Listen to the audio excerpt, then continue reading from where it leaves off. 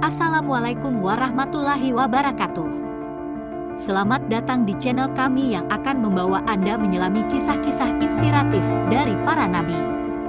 Hari ini, kita akan menggali pelajaran berharga dari kisah Nabi Nuh AS. Tak hanya kisah-kisah yang menyenangkan saja, tapi banyak juga kisah yang menyedihkan pada kisah Nabi dan Rasul, salah satunya yaitu kisah Nabi Nuh yang bisa menjadi pelajaran bagi kita umatnya. Kisah-kisah dari Nabi Nuh ini juga mempunyai banyak nilai yang bermanfaat.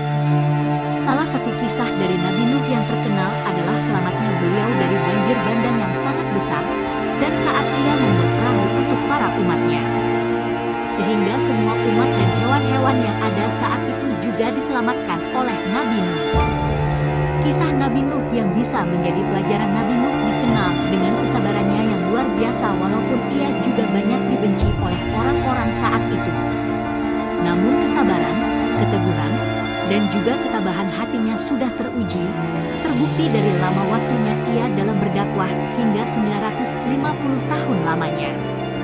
Inilah beberapa cerita kisah Nabi Nuh yang perlu diketahui oleh seluruh umatnya dengan lengkap. Dari patung berhala Nabi Nuh diutus oleh Allah ketika ada kekosongan di antara dua rasul yang saat itu dibiarkan begitu saja. Sehingga ajaran yang telah dibawa oleh Nabi yang sebelumnya pun dilupakan oleh banyak orang saat itu. Ketika ajaran agamanya ditinggalkan, para manusia pun kembali melakukan dosa, misalnya melakukan maksiat, meninggalkan segala macam amal baik, dan melakukan segala macam kemungkaran. Pada masa fatrah itulah Nabi Nuh juga memperoleh wahyu akan kenabiannya untuk memberi ajaran Islam pada manusia oleh Allah Subhanahu wa Ta'ala. Pada zaman tersebut kaum Nabi Nuh juga tidak menyembah Allah, tapi mereka menyembah patung berhala yang jelas-jelas dibuat oleh manusia dari kaum Nabi Nuh tersebut. Beberapa patung yang sudah disembah itu juga sudah dipercaya akan memberi banyak manfaat dan kebaikan. Bahkan mereka percaya patung-patung berhala itu bisa menolak segala macam bala atau keburukan yang terjadi di kehidupan sehari-hari. Dari kepercayaan kaum Nabi Nuh tersebut, patung berhala yang sudah dibuat diberi nama dari nama ulama yang hidup di zaman sebelumnya. Alasannya adalah untuk mengenang jasa dari ulama-ulama tersebut dan semangat untuk beribadah dari umat yang terdahulu. Nama-nama patung yang dibuat oleh kaum Nabi Nuh yang belum kenal dengan Allah diantaranya yaitu Wat, Yatub, Suda, dan Nasr. Ketika Nabi Nuh berdakwah pada masa dan kondisi dari para kaum yang mempercayai patung-patung berhala tersebut, maka Allah mengutus Nabi Nuh untuk meyakinkan mereka supaya mereka mau mengikuti ajaran Allah dan tak lagi menyembah patung berhala tersebut. Nabi Nuh juga mempunyai kemampuan yang luar biasa dalam melakukan argumentasi dengan orang lain. Hal itu disebabkan oleh akalnya yang cerdas dan kemampuan bicaranya yang baik, santun dan sabar khususnya dalam adu argumentasi. Nabi Nuh juga selalu berusaha dalam meyakinkan seluruh umat supaya tidak menyembah patung berhala lagi. Ia juga mengajak mereka agar kembali ke jalan Allah. Ia juga tidak menyerah untuk membuat kaumnya sadar sehingga selalu melakukan berbagai macam cara untuk berdakwah. Tapi sayangnya kaumnya tersebut selalu menolak ajakannya. Menurut rangkuman kisah Nabi Nuh mengenai berdakwah, dijelaskan juga bahwa beberapa dakwahnya adalah ajakan pada kaumnya untuk merasakan sekaligus melihat apa yang sudah tersedia di muka bumi ini. Ia juga menjelaskan bahwa semuanya adalah ciptaan Allah seperti matahari, bintang, bulan, dan sebagainya. Selain itu air, tumbuhan dan juga hewan yang selama ini sudah ada dan bisa dinikmati oleh manusia adalah ciptaan Allah. Ditambah lagi dengan perubahan dari siang ke malam dan sebaliknya, yang juga menjadi bukti nyata bahwa Tuhan Allah lah yang harus disembah, bukan berhala. Dakwah yang berlangsung lama tak hanya memberikan bukti dan juga tanda-tanda kesabaran dari Allah, tetapi Nabi Nuh juga memberi dakwahnya dengan amalan-amalan perbuatan yang sudah dilakukan oleh manusia dan semua itu akan ada ganjarannya dari Allah baik atau buruk. Jika amal perbuatan yang dilakukan adalah amal kebaikan dengan menuruti perintah Allah, maka manusia akan mendapat ganjaran berupa surga. Tapi jika amal perbuatannya berupa keburukan dengan tidak menjalankan perintah Allah, maka ganjarannya pun berupa neraka. Ketabahan, kesabaran dan juga keteguhan hati yang dimiliki oleh Nabi Nuh dalam berdakwah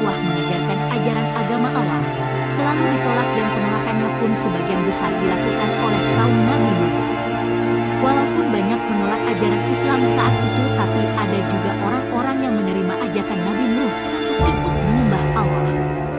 Dalam waktu 950 tahun lamanya Nabi Nuh berdakwah dengan tujuan supaya seluruh kaumnya tidak berada di jalan yang sesat. Apabila itu terjadi, maka hal itu hanya akan merugikan diri mereka sendiri karena Allah akan memberinya azab. Ajakan dari Nabi Nuh di dalam setiap dakwahnya selalu berkaitan dengan tidak bolehnya menyembah berhala seperti dulu dan harus menyembah Allah kembali. Dengan mengajak seluruh kaumnya untuk kembali menyembah Allah, Nabi Nuh juga berharap agar semua kaumnya kembali pada jalan yang terang dan benar. Ajaran dan ajakan Nabi Nuh juga selalu mengajarkan kepada seluruh umatnya untuk saling menolong dan saling menyayangi. Ia juga berjuang dengan sangat keras supaya sifat-sifat sombong yang biasanya ada di diri manusia, dengan kedudukannya yang tinggi saat itu, supaya bisa menghilangkan segala sifat buruk dan menggantinya dengan kasih sayang. Tapi perjuangan yang ia lakukan dengan sikap tabah dan sabar yang sudah dilakukan oleh Nabi Nuh untuk menyadarkan semua kaumnya untuk kembali pada jalan yang benar masih tidak berhasil. Kebanyakan kaumnya masih tidak percaya dengan ajakan dari Nabi Nuh tersebut untuk selalu beriman pada Allah dan menyembah Allah. Hanya ada sebagian manusia saja yang saat itu untuk menerima ajakan dari Nabi Nuh, itu pun jumlahnya tidak sampai 100 orang. Nabi Nuh membuat kapal. Kisah Nabi Nuh as lengkap selanjutnya adalah tentang Nabi Nuh yang membuat kapal. Setelah Nabi Nuh berjuang untuk menyadarkan seluruh kaumnya untuk mengajak mereka agar tidak menyembah berhala dalam waktu ratusan tahun atau hampir 1000 tahun lamanya, Allah pun memerintahkan Nabi Nuh lagi untuk membuat kapal. Kapal ini ukurannya sangat besar dan bisa menampung banyak orang dan juga hewan-hewan. Allah juga memerintahkan Nabi Nuh untuk membuat kapal dengan mengumpulkan semua bahan yang diperlukan dalam pembuatan kapal. Orang-orang yang membuat kapalnya memilih tempat yang jauh dari ramainya masyarakat dan jauh dari daerah perkotaan. Mereka bersemangat sekali dalam membuat kapal tersebut, sehingga proses pembuatannya dilakukan siang dan malam untuk menyelesaikan kapal berukuran besar yang sudah diberi perintah oleh Allah. Alasan Nabi Nuh untuk membuat kapal jauh dari wilayah perkotaan dan keramaian adalah supaya tidak banyak orang yang tahu dan Nabi Nuh bersama dengan orang yang hanya menerima ajakannya untuk membuat kapal sehingga prosesnya dilakukan dengan tenang. Tapi walaupun Nabi Nuh sudah berusaha menjauh dari keramaian dan berharap tidak ada gangguan, tetap saja ada yang terlihat oleh orang yang tak mau menerima ajakannya. Mereka pun mengejek sekaligus menghina pembuatan kapal besar tersebut. Banjir bandang. Walaupun Nabi Nuh dihina dan diejek oleh kaumnya, tetapi pembuatan kapal besar tetap dilakukan. Para pengikutnya pun tetap semangat dalam menyelesaikan pembuatan kapal tersebut karena hal itu adalah perintah dari Allah Subhanahu wa Ta'ala. Kisah Nabi Nuh as lengkap menurut Islam yang berikutnya adalah tentang banjir bandang. Ketika orang-orang menghina dan juga mengejek Nabi Nuh, saat itu Nabi sudah memberitahu mereka bahwa akan ada banjir bandang yang melanda wilayah tersebut. Banjir bandang ini bahkan sangat besar dan akan menenggelamkan semua manusia yang ada di sana. Tapi kaum kafir tetap tidak percaya dengan apa yang diucapkan oleh Nabi Nuh. Anak Nabi Nuh pun tak percaya dengan hal itu dan ia lebih memilih menjadi kaum kafir saja. Anaknya menerima bisikan dari syaitan dan juga hasutan yang berasal dari kaum kafir yang lainnya. Kapal pun akhirnya selesai dibuat oleh Nabi Nuh dan semua pengikutnya. Setelah itu Nabi menerima wahyu kembali dari Allah. Allah memerintahkan Nabi Nuh untuk bersiap dan menunggu tanda-tanda perintah dari Allah. Jika sudah muncul tanda-tanda perintah itu, maka Nabi Nuh harus segera mengangkut semua kaumnya dengan kapal. Bawa juga 2 pasang manusia atau hewan dari bumi, kemudian berlayarlah dengan kapal tersebut atas izinnya. Kapal Nabi Nuh. Setelah wahyu itu diterima oleh Nabi Nuh, maka Nabi pun menunggu hari di mana banjir bandang tersebut akan tiba. Dengan hujan yang turun sangat lebat, maka hal itu menjadi tanda-tanda banjir bandang akan terjadi. Sebelum banjir bandang ini terjadi, Nabi pun mengajak seluruh pengikutnya untuk langsung naik ke kapal.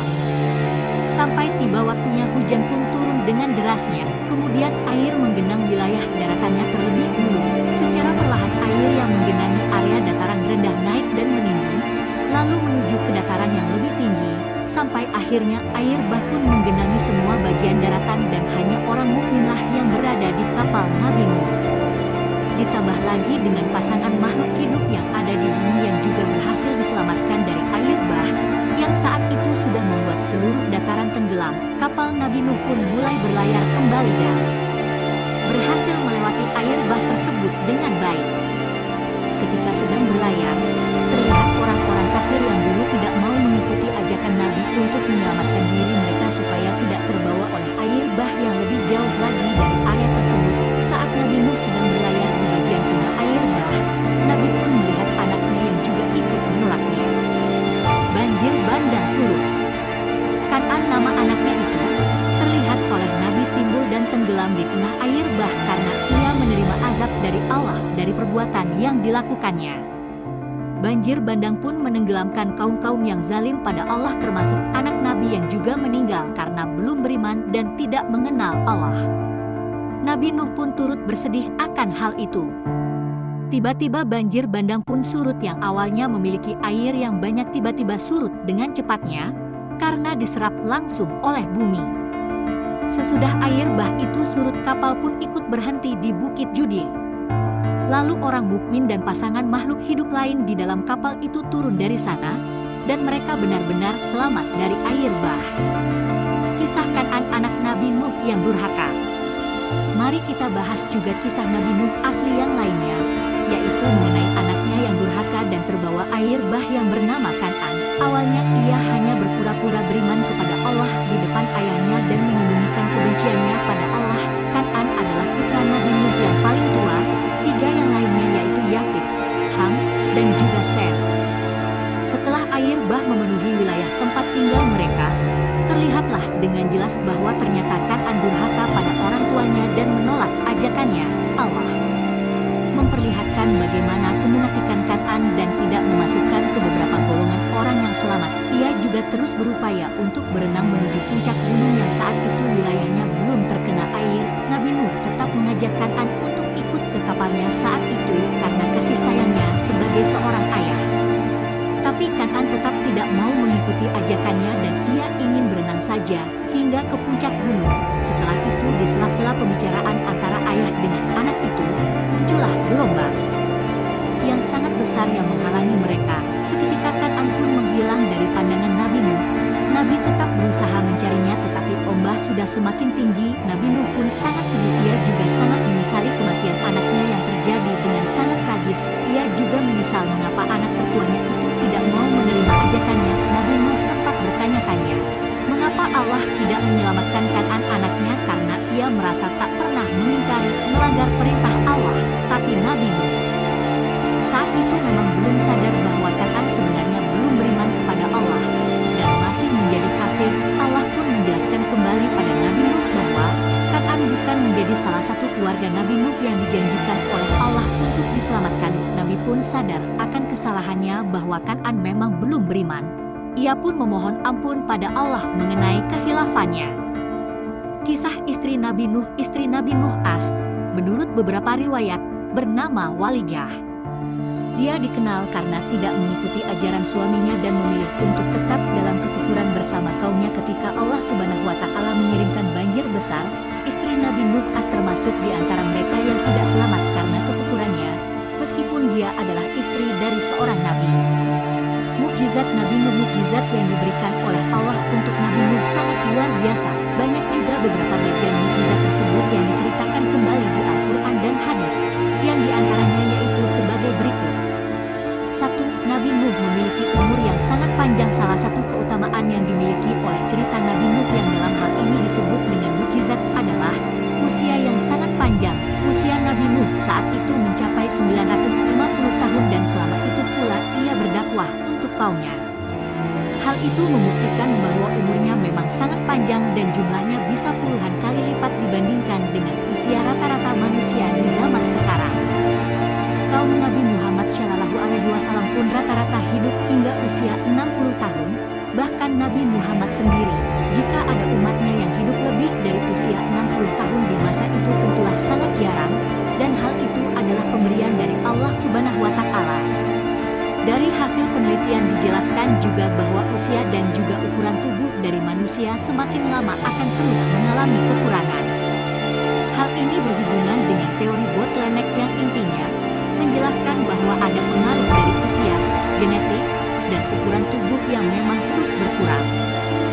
2. Mampu membuat bahtera kapal yang kokoh dan besar. Salah satu mukjizat lainnya yang juga terkenal dari Nabi Nuh dan menjadi bagian dari kisah Nabi Nuh dan mukjizatnya adalah Nabi yang diberi karunia oleh Allah dengan kemampuannya membangun bahtera kapal yang kokoh dan sangat besar. Allah memberinya keutamaan dengan kemampuan membangun bahtera tersebut, yang pada akhirnya menyelamatkan Nabi dengan semua kaumnya pada saat Allah menurunkan azab pada orang kafir dan zalim pada sebuah naskah kuno. Disebutkan juga bahwa ukuran dari kapal ini mencapai panjang 300 hasta, lebar 30 hasta dan tinggi 50 hasta. Apabila dikonversikan ke ukuran meter menjadi panjang 137,1 m lalu lebarnya 13,7 m dan tingginya 22,86 m. Tentu ukuran bahtera tersebut sangatlah besar dan menunjukkan bahwa itu menjadi mukjizat yang diberikan Allah Subhanahu wa Ta'ala untuk Nabi Nuh. Apalagi dalam membangunnya diperlukan kayu serta peralatan dalam jumlah banyak, dan Nabi Nuh bisa membangunnya sendiri. Hal itu juga menunjukkan bahwa mukjizat yang diberikan oleh Allah padanya sangat besar dan luar biasa. Nabi mampu membangun bahtera karena menerima wahyu dari Allah, sehingga walaupun saat itu sedang di musim kemarau yang kering, tetapi ia yakin bahwa wahyu dari Allah itu benar adanya. 3. Selamat dari azab dan menjadi nenek moyang umat manusia. Mukjizat membangun sebuah kapal yang sangat besar dan kokoh itu pun akhirnya benar-benar selesai. Allah pun menurunkan wahyunya kembali pada Nabi untuk memastikan seluruh umat dan beragam jenis makhluk hidup yang berpasang-pasangan. Jumlah umat Nabi Nuh kala itu mencapai 80 orang. Nabi Nuh adalah orang yang sangat sederhana sekaligus tidak terpandang di masa itu, sehingga banyak kaum kafir yang menjauhi beliau dan tak mau bergabung dengannya. Bahkan ia dianggap sebagai orang yang hina sekaligus juga rendah. Mengapa Allah memerintahkan Nabi Nuh untuk mengajak makhluk yang berpasang-pasangan? Jawabannya karena Allah akan menurunkan azab pada orang kafir yang hina dan sesat di bumi. Azab yang pada saat itu diturunkan oleh Allah memang sangat luar biasa, karena kemunculan banjir bandang yang luar biasa besar. Sedangkan pada saat itu sedang musim kemarau, tapi dalam waktu singkat bumi menjadi seperti tersapu dan tertutup air bah. Allah juga menurunkan hujan yang sangat besar dengan sumber air yang tiba-tiba memancar dari segala arah, yang akhirnya membinasakan semua makhluk di bumi. Permukaan bumi seperti ditutup air dan yang tersisa hanya Nabi Nuh dengan seluruh kaumnya. Dari sejumlah penelitian yang ada dan dijelaskan dari rujukan kitab Allah bahwa kapal besar Nabi akhirnya berhenti di atas pegunungan Ararat yang lokasinya berada di Turki. Beragam mukjizat yang diberikan Allah pada Nabi Nuh menjadi tanda-tanda kenabiannya dan kekuasaan Allah. Beberapa hewan yang diselamatkan Nabi Nuh yaitu gajah. Dengan belalainya yang panjang, gajah akan menjadi hewan yang menarik untuk dimasukkan ke dalam kapal. Singa, dengan bulu tebal dan cakarnya yang tajam, singa akan menjadi simbol keberanian dan kekuatan. Unta adalah hewan yang kuat dan tahan terhadap kondisi gurun. Mereka akan cocok untuk bertahan selama perjalanan di atas kapal. Kuda yang gagah akan membantu para pengikut Nabi Nuh dalam perjalanan mereka. Burung, ada banyak jenis burung yang bisa kita tambahkan, seperti burung merpati, burung camar, dan burung hantu. Dan masih banyak hewan lainnya yang berpasangan. Semua hewan ini akan berada di sekitar kapal, menunggu untuk diselamatkan dari banjir. Wafatnya Nabi Nuh wafat bukan karena sakit seperti kematian biasa.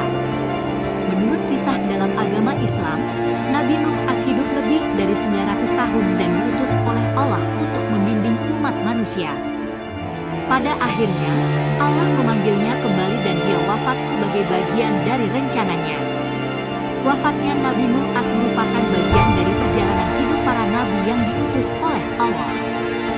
Kematian mereka adalah bagian dari ketetapannya kekuasaan Allah atas semua yang Ia ciptakan di muka bumi ini.